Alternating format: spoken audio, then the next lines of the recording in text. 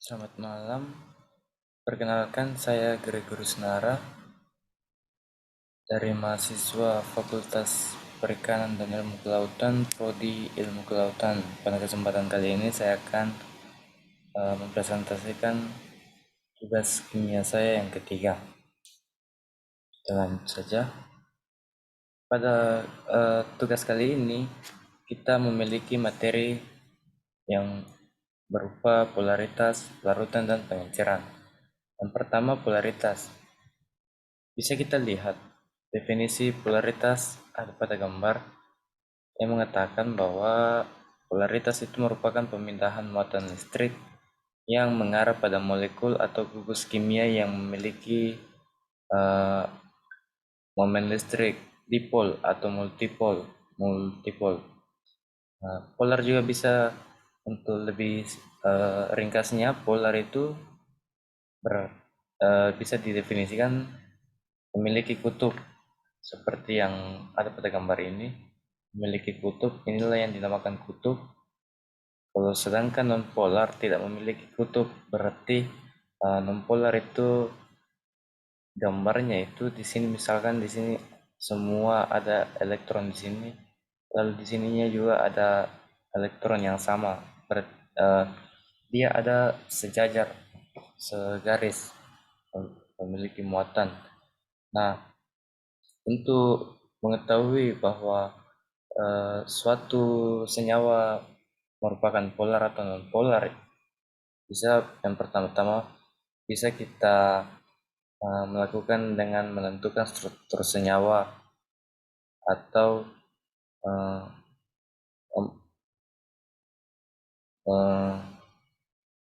hanya, atau bisa dikatakan hanya senyawa kovalen dengan ikatan kovalen yang memiliki sifat polar atau non polar.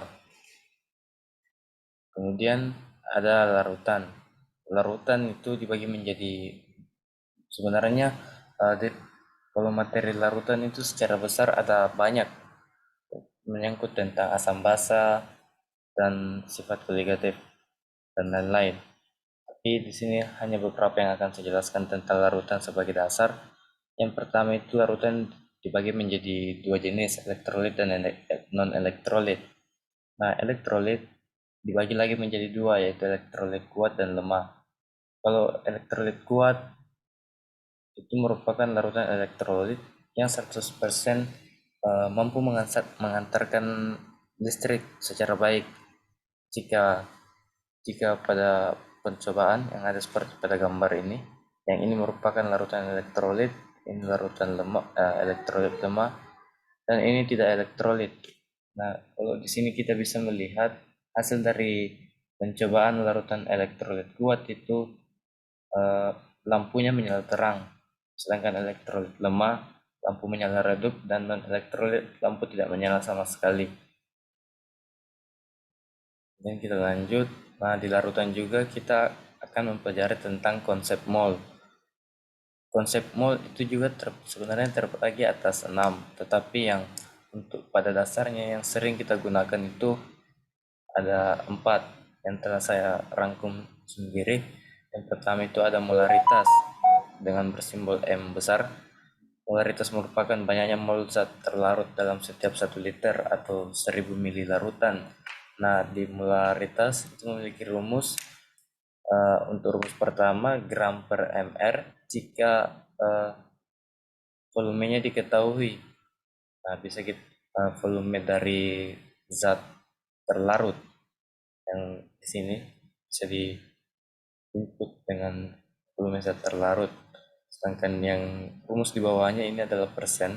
Berapa persen sebuah zat terlarut yang dimasukkan ke dalam pelarut, kali 10 ini, lalu dikali rho atau massa jenis suatu pelarut. Yang kemudian ada molalitas yang bersimbolkan M kecil, yang merupakan banyaknya mol zat terlarut dalam setiap 1 kilogram pelarut. Nah, kalau di sini juga memiliki dua rumus hampir mirip-mirip dengan molaritas tadi. Kalau di molalitas gram, rumusnya itu gram per mr dikali 1000 per P. P ini massa jenis juga. Dan M ini adalah persen. Berapa persen sebuah terlarut, zat yang terlarut yang ada eh, di dalam sebuah pencampuran larutan. Nah, yang ketiga itu ada fraksi mol atau zat terlarut. Fraksi mol zat terlarut yang berdefinisi perbandingan mol zat terlarut dengan jumlah mol senyap semua komponen larutan, termasuk pelarut dan terlarut. Rumusnya itu ada NT atau biasa dibilang N itu mol, sama dengan mol terlarut per mol terlarut ditambah mol pelarut. Nah, kemudian ada rumusnya lagi persen dikali 10 dikali massa jenis pelarut per mr.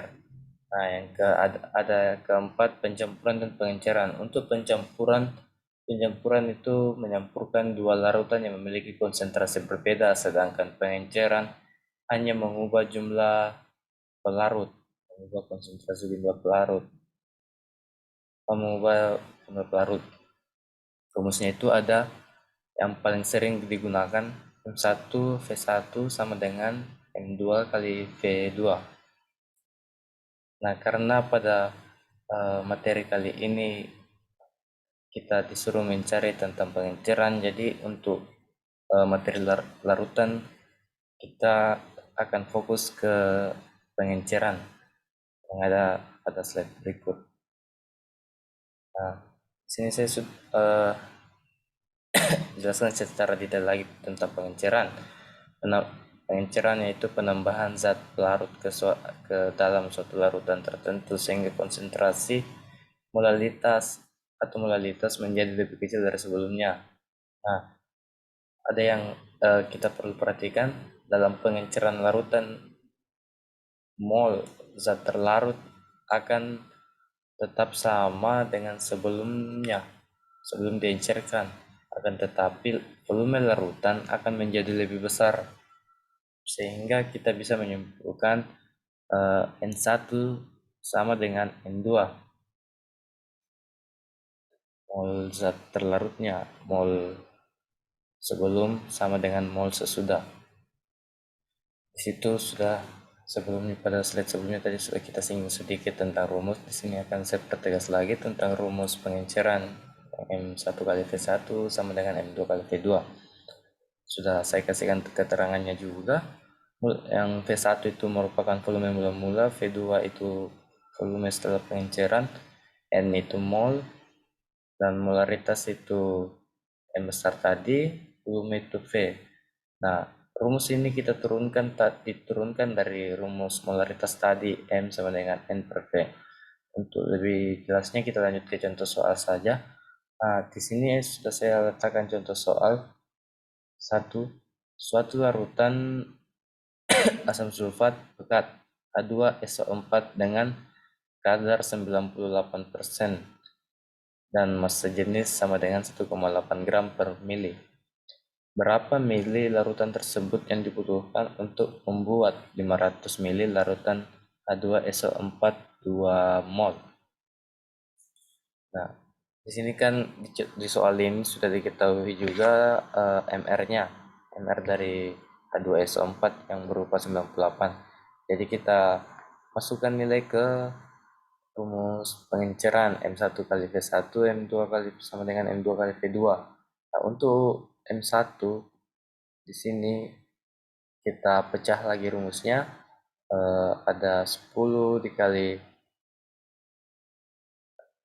rho tadi atau massa jenis pelarut dikali persen dikali per mr dikali volume 1 atau dibilang volume mula-mula, volume awal, dengan mol yang kedua, mol terlarut setelah pengenceran, dan volume setelah pengenceran.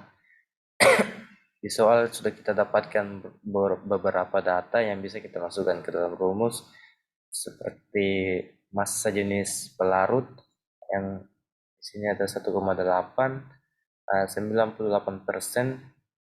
zat terlarut H2SO4. Sini sudah dikatakan 98%. Per MR-nya juga 98 dikali volume awal.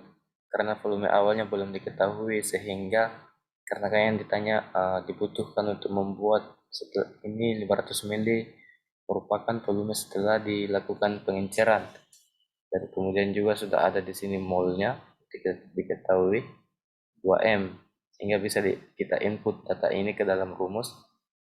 Jadi 2 dikali 500 kita hitung sedemikian rupa sehingga akan dapat menghasilkan nilai 55,56 mm. Nah, kemudian di sini juga saya ada contoh soal lagi yang lain. Hitunglah volume pelarut yang harus ditambahkan jika 100 ml larutan KOH 0,1 m diencerkan sehingga konsentrasinya menjadi 0,1 m. Nah, sebelum itu saya akan share screen. Saya akan share screen.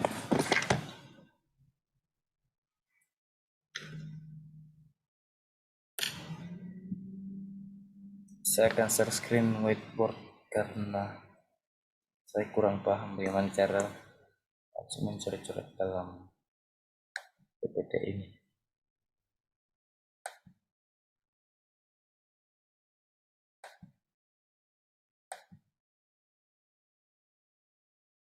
Nah,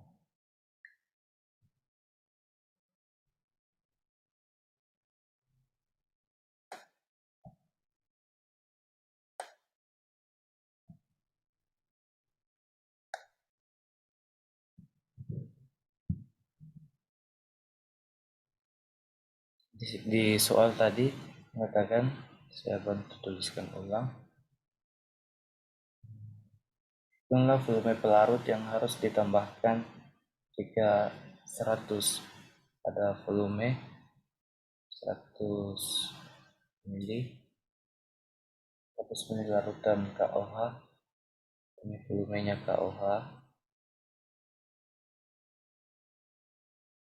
0,1 m, molarnya ada 0,1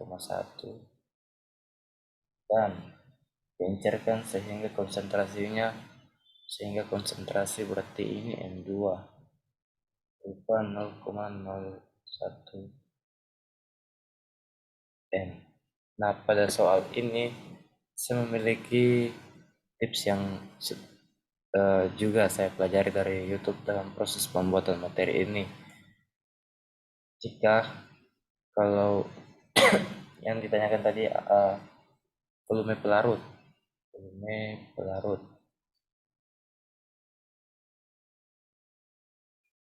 jika ditanyakan volume pelarut, kita bisa kotak-atik rumus demikian rupa sehingga kita bisa menghasilkan rumus seperti ini. V air sama dengan M besar per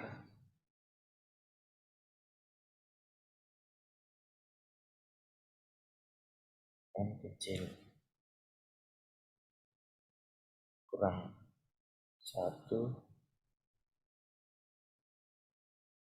kali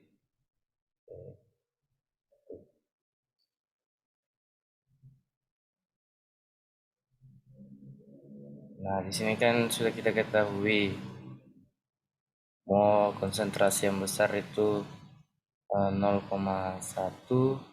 per konsentrasi yang kecil itu 0,01 kurangi 1. Di sini volume 1 atau volume terlarut sudah kita diketahui di soal tadi, dia bilang ada 100 mili. Kemudian kita lanjut, ini kan habis jadi sisa 10, berarti di sini 9. Kita kalikan dengan 100, maka hasilnya dapat 900 mili. Sehingga hasil dari volume pelarut kita dapatkan sebanyak 900 mili.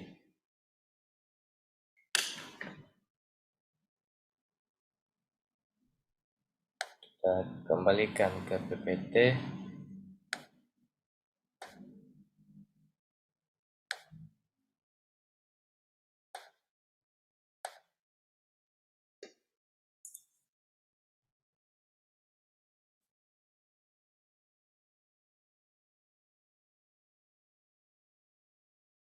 Nah, kembali ke PPT tadi.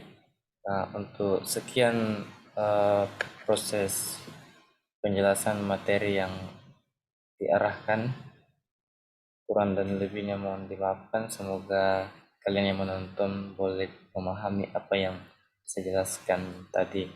Sekian dan terima kasih. Selamat malam.